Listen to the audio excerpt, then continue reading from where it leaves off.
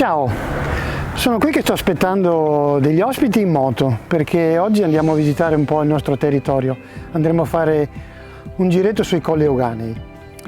Però vi ricordo la serata di sabato e domenica con Moto Travel andremo a fare un giro sul delta del Po, ma ospite avremo il mitico Moto Travel Daniele Donin, che sarà qui, che verrà un po' a illustrarci i suoi viaggi in moto.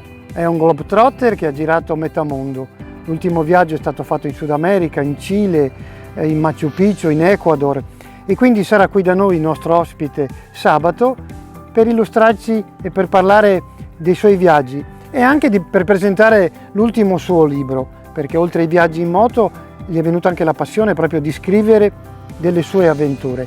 Quindi vi aspettiamo sabato qui a cena con i piatti che ci preparerà Monica.